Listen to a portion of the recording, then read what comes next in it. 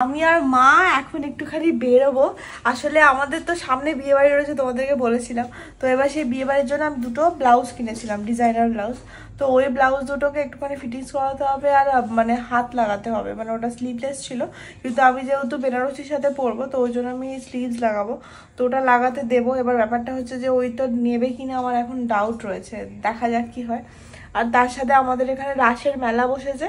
তো আমি বিয়ের পর 2 বছর যেতে পারিনি, তো এবছর যেহেতু এখানে রয়েছি তো ওই জন্য এখন যাব।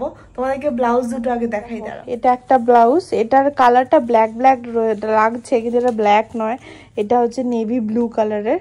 এটা একটা, আর একটা হচ্ছে এইটা।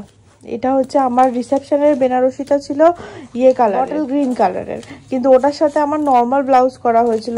এইটা হচ্ছে আমার বেনারসির, এটা আমি নিয়ে এসেছি সঙ্গে করে, ভেবেছিলাম এটাকে আবার বানানো করাবো, বাট সেটা হয়নি এখন। যাই হোক, তো এইটা আমি কিনেছি ওই বটল গ্রিন কালারের সাথে কন্ট্রাস্টে পরবো ওই জন্য।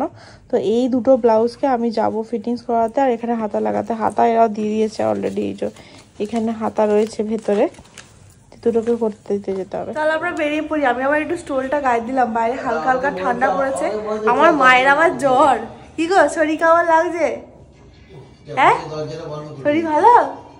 কি চলে যাচ্ছি তো, ও ভাবছে মা কোথায় যাচ্ছে, যোগাসন করে নিল।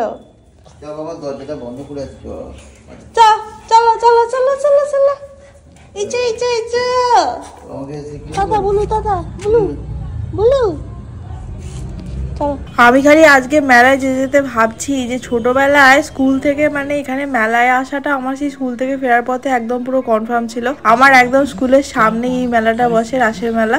তো আজকে সবে যেহেতু বোধহয় দ্বিতীয় দিন, তো সেই জন্য না অতটা ভিড় নেই, আস্তে আস্তে ভিড় হবে।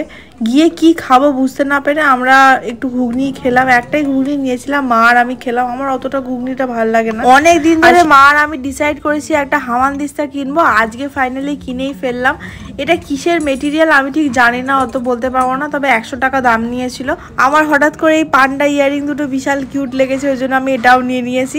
তারপরে মা একটুখানি পাঁপড় নিল, সাবুর পাঁপড় বোধহয়, একটা লঙ্কা ফ্লেভারের, আর একটা নিয়েছে গুঁড়ো লঙ্কা ফ্লেভারের।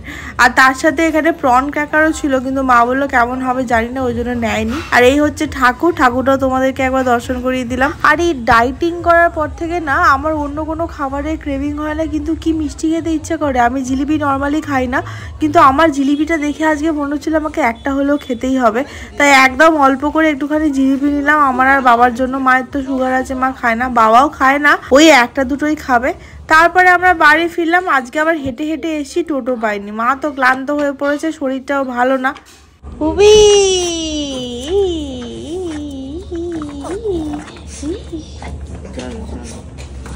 চলো চলো চলো, আজকের জন্য এইটুকুই। আজকের ব্লগটাকে এখানেই শেষ করছি। ভালো লেগে থাকলে অবশ্যই একটা লাইক করে দিও। আবার দেখা হবে, সবাই সুস্থ থেকো, টাটা।